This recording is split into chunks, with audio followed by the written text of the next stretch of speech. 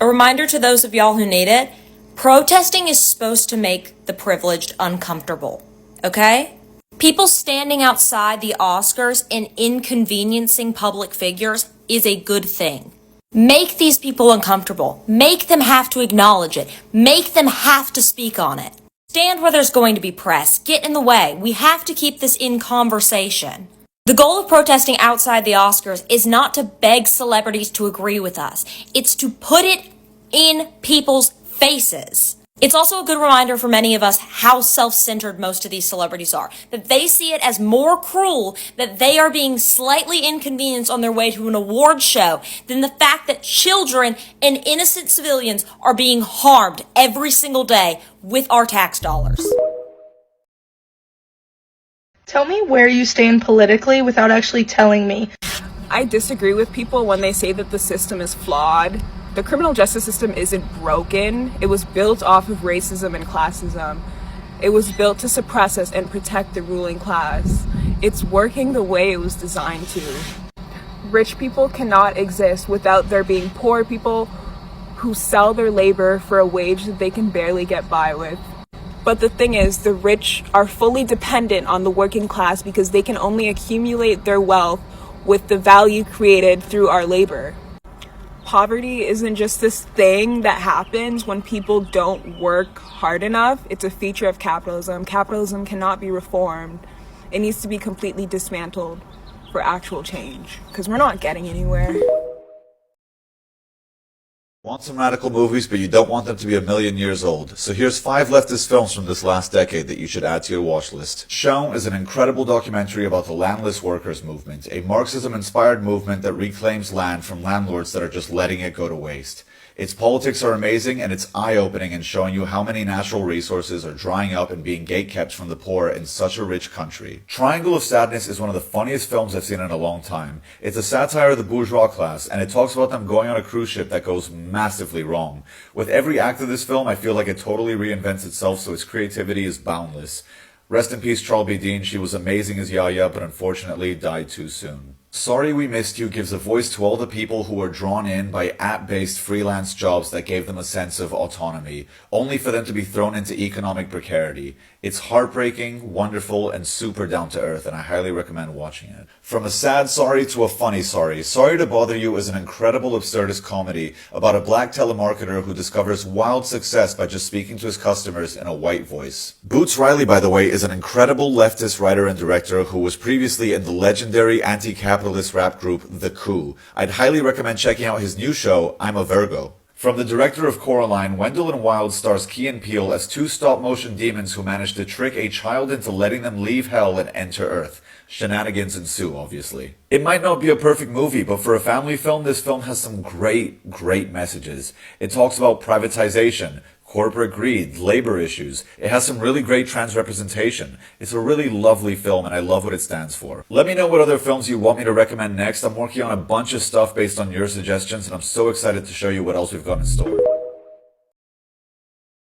Want me to condemn Hamas? No problem. I'm a Muslim in a post-9/11 world. You've been asking me to condemn acts of extremism that have nothing to do with me for over 20 years. But the fact that you can't condemn Israel for killing more people in 2 weeks than the last 2 decades of terror attacks proves what we've known all along.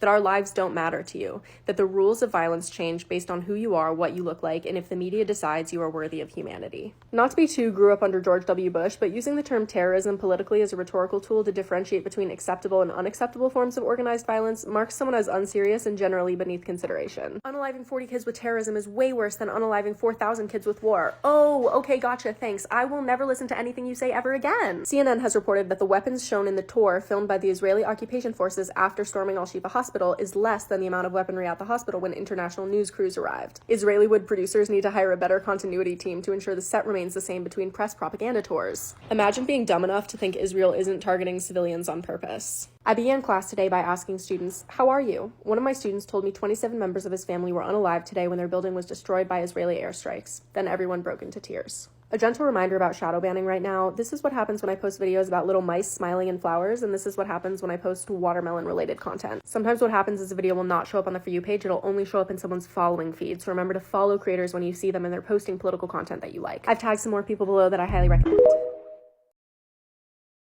So I appreciate the concern. But the big difference between being a leftist prepper and a right-wing prepper is the sense of community, is why you prep. A big part of preparedness in general that people overlook is the community aspect of it. And to be clear, I'm not trying to survive the apocalypse here. I'm just trying to keep my family and my neighbors safe for a 1 to 2 week emergency after a natural disaster or some sort of other emergency. The truth is, in natural disasters, it's much more common for a community to come together to help each other. This idea that there's going to be these marauding groups of Mad Max gangs coming to, kill you and take your canned goods is really just kind of like a right-winger's wet dream so they can think about shooting people. The last natural disaster we had in Houston was the really, really bad freeze in Texas. And we thankfully, although we lost water and internet, didn't lose our electricity. We had 4 different families in our house that had lost electricity that just came over to stay with us for a couple of days. Nobody has to break down my door and take shit from me. You can just come inside and have some water. I will let you in for a dry place to sleep and some food and to charge your cell phone. I don't just have a boat to get my family out. I have a boat so that I can go get my neighbors. And last but not least, politically speaking, if you go far enough to the left, you get your guns back. So I'm not that worried. A Luciferian is someone who believes that Lucifer is the true light. Not God, not Jesus, not the Trinity. Lucifer. Being that the name Lucifer means the morning star, the light bearer, the son of the morning, the shining light, the revealer of truth, the knower of hidden things, this and the fact that Satan means the accuser of God makes it so people who have read the Christian Bible and believe in the story actually can see Satan, Lucifer, in it as the good guy.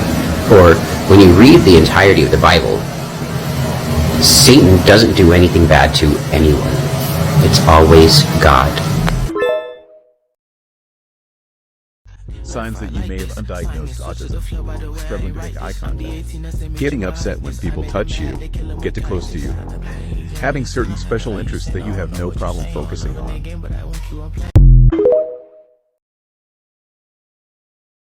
I don't understand why people get so upset about self-diagnosing when it comes to being autistic. Would love to break it down. I would love to break it down too. I'm a professionally diagnosed autistic and a strong advocate for self-diagnosis, and here's why. Because it's very disrespectful for people who have gone through the trouble of acquiring official diagnosis. Disrespectful is an adjective, not a reason. Autism diagnoses are not only inaccessible, but they are biased against AFABs and people of color. Who are you to say, I did all these hours of research and I know how to self-diagnose? Then you dismiss medical professionals who spend almost a decade to learn how to appropriately diagnose and support individuals who actually do have these disabilities. Autism was initially thought to be a boy's condition. Most initial research was done on white boys, and this has led to a lot of bias in the diagnostic criteria. Autism in boys is diagnosed 5 times more often than in girls. White children are diagnosed 19% more than black children and 65% more than Latino children. Misdiagnosis and late diagnosis of women is so common that it has a name. They're called the lost girls. It's to the point where the autistic male to female ratio is 4 to 1. But research from last year says that women with autism actually get an alphabet soup of diagnoses instead of autism. And it's thought that the true male to female ratio is actually 3 to 4. 80% of autistic females remained undiagnosed by age 18. According to you, because they're not diagnosed, they don't actually have autism. You see how that doesn't make sense either? Like, make it make sense. Did I make it make sense for you? It's disrespectful and ridiculous to expect when you go to the workplace, the school environment, to expect us to accommodate you because you're self-diagnosed. I was diagnosed with autism when I was 20. I was autistic before my diagnosis, just as I am after. And if I wasn't diagnosed with autism, I'd still be autistic. I probably wouldn't know, but I'd still be autistic. If you're a decent human being, you would want the people around you to feel comfortable and safe. And that comes with accommodating people. The average cost of a psychological evaluation in the United States is between $1,200 and $2,800 because most insurances don't cover it. And if they do, the waitlist can be years long. So you're telling me just because someone doesn't have thousands of dollars in disposable income, they deserve to be uncomfortable? 61% of America right now is paycheck to paycheck. You, sir, are a classist. Just because you're undiagnosed doesn't mean your sensory issues and support needs are invalid. And it doesn't seem like you know what self-diagnosis really is. Self-diagnosis isn't watching one TikTok and claiming you're autistic. It doesn't come from a few hours of research. Self-diagnosis comes with a lot of research, digging, and self-discovery for a prolonged period of time. It's ridiculous. You are ridiculous. You are also ignorant and privileged. You're making a judgment that self-diagnosed people are taking away resources from diagnosed people. I would like to to know what resources you're talking about and if they're in the room with us, because I'm diagnosed and I don't have any resources. And most self-diagnosed people are going to be low to medium support needs. Any resources out there are going to be mainly for high support needs autistics. A diagnosis really is just for proof, validation, and can help if you have imposter syndrome about it. The University of Washington even states that inaccurate self-diagnosis is very uncommon. Because then I am expected to, off of your recommendations, your self-diagnosed present levels, and I cannot do that. It's bias, which again, automatically invalidates it. Ooh, look at you with your big boy words now. Bias. Let's talk about yours. How do you think an adult is going to find out that they're autistic? Do they magically decide to walk into a psychologist's office and just swipe their credit card? No. They seek an evaluation because they think they're autistic or are already self-diagnosed. You, as a diagnosed, white-looking man, are biased because of your privilege. The diagnostic criteria was made for people like you. Like, you can say self-diagnosis is valid, like, tell yourself whatever you want. Self-diagnosis is valid because our system is deeply flawed. Getting a diagnosis doesn't unlock access to resources. You can get denied the ability to immigrate to certain countries. You can be denied gender-affirming care. It can be legally used against you. And you can be discriminated against, especially when you're job hunting. It is classist and discriminatory to not believe in self-diagnosis. Not everybody has the ability to get one. And many people who do not fit the stereotype of a young white boy fixated with putting trains in rows will be discriminated against and misdiagnosed. I'm in a PhD program to get my PhD in special education. Genuinely scared that you are getting a doctorate in special education and are so close-minded. As someone who has been screwed over by our medical system, I will forever stand by self-diagnosis. Look, nationalism is stupid. Nationalism is a grift. Nation-states are a bad basis for the global international order. But your nation is fake it's an inane argument. It doesn't matter if your nation is 350 ethnicities in a trench coat, or if it's not old enough to drive, or if it was invented to justify the rule of some inbred tyrant in the Middle Ages. Nations exist by virtue of people identifying with them. The only way a nation can be fake is if nobody identifies with it. And people plainly identify as Americans. Enthusiastically so, of diverse ethnicities and languages. America isn't a nation, it's just a basic category error. You've misunderstood what a nation is.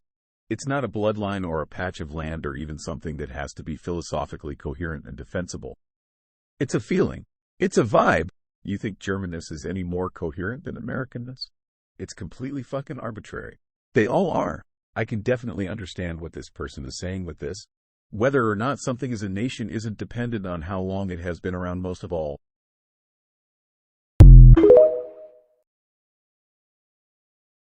What's y'all's favorite canon versus fanon depiction? You already know. Canon. Fucking dead. Fanon. Alive and well, partaking in silly activities with their friends. My favorite one is the one where in the Scooby-Doo series, Velma's girlfriend has one name in canon and one name in fanon. Like, eventually the writers were like, guys, she does have a real name. In fact, from now on, we're going to be using the name Marcy Flack. But the fandom was just like, now we're going to call her Hot Dog Waterwall.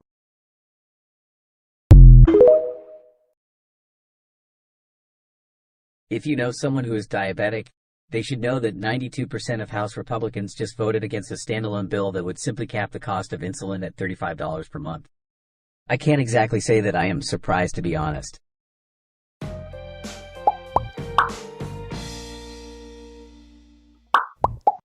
I create leftist memes using rainbow high dolls as my muses. I just thought I'd share some of my work with you all. I don't know if any of it is your thing, but I love cute things with very direct, political or religious messages. Vibing to the crumbling patriarchy. Embrace the void. Call the eldritch horrors. Christian America doesn't control me. I control me. I love this person's art, so I wanted to share it.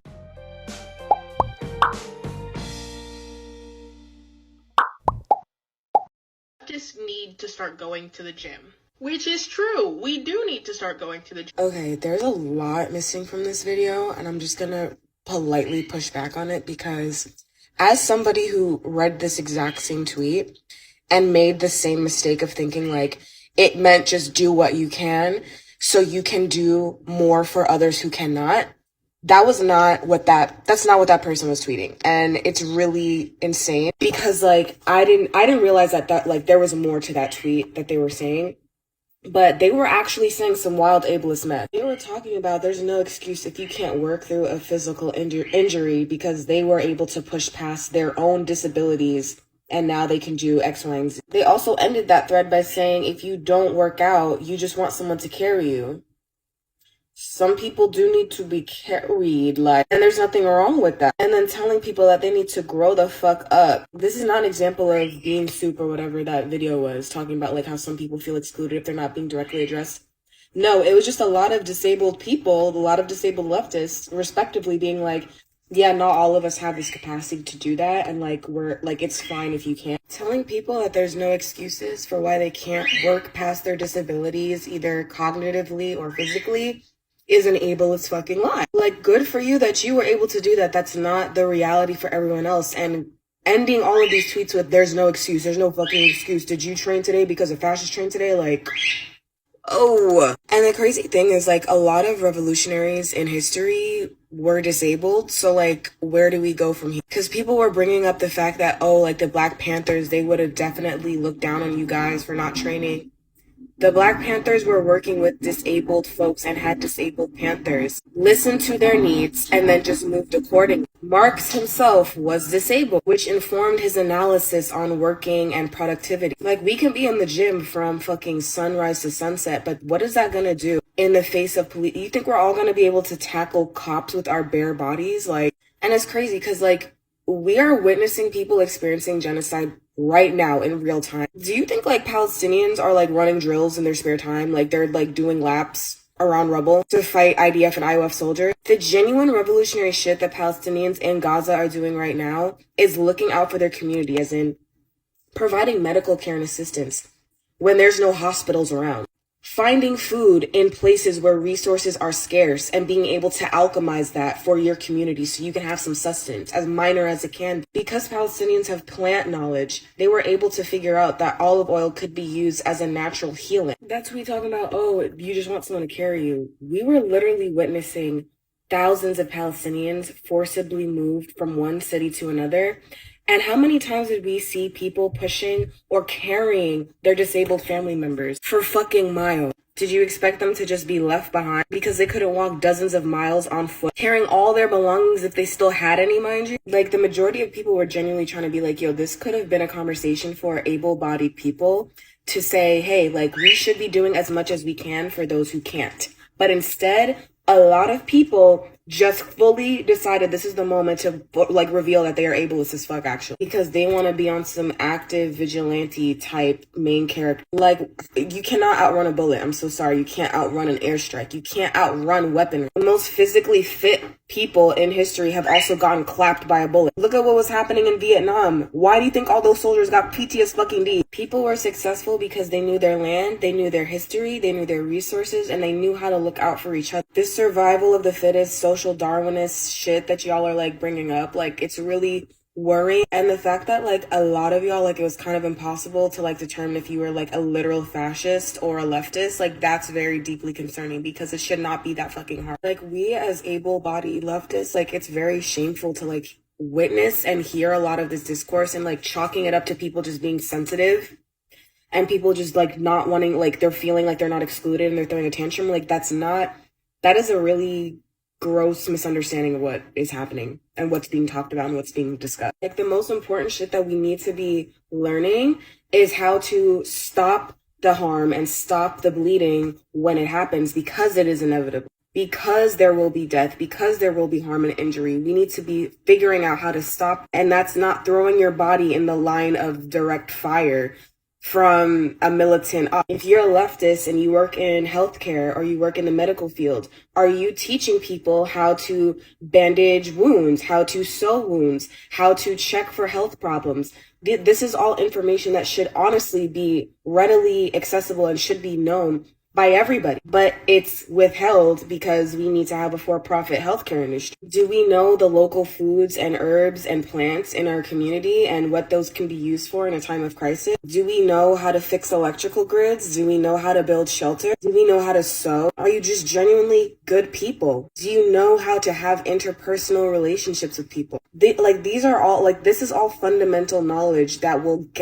actually get us through to where we need to go. Not bench pressing 450 and thinking that you're going to be Terminator when shit hits the fan. And like, we as able-bodied leftists need to constantly be checking ourselves when it comes to what is a revolutionary and what isn't. Because if it's looking like some fast shit, we need to be heavily analyzing that. And And like a lot of these people don't even mask. So like who are you going to really be saving? We're in a mass disabling event. Long COVID is the thing. When people can't go to the gym like they used to, when they can't be pushing out and maxing out like they used to, are we supposed to leave them behind? How are you going to protect your community if you can't even mask? You can't even protect yourself and your community from a mass disabling event. You think you're going to lead the charge because you can run 5 miles? And bench press your own body weight times 2. Disability justice is the most pivotal and the most vital pillar of revolution. And a lot of leftists that are pushing this type of rhetoric, they're not taking it serious. We need to be thinking about the people who are at the actual bottom of each respective pillar of oppression. Hear what they need and move accordingly. Because we are severely failing our disabled community and ourselves. I would also like to add that people should exercise more. However, keep in mind that exercise doesn't have to be lifting 20-pound weights with the goal of losing weight or gaining muscle. Exercise can be partaking in a fun sport you enjoy, doing physical therapy as a disabled person, engaging in physical labor at your job, which can mean standing at your desk for half the shift or more, and it can be for the purpose of simply staying healthy and maintaining a happy mindset because exercise increases your mental health as well as your physical health. The idea that exercise has to involve lifting 20-pound weights to gain muscle or lose weight is a capitalistic mindset with the notion that the only goal of exercise is to be useful in a physically labor-based job. Thank you for watching my video. I tried something new this time. I haven't seen a lot of other channels like these mixing social media platforms, so let me know what you think. If you like editing and art, then feel free to commission me at Fiverr, link in description.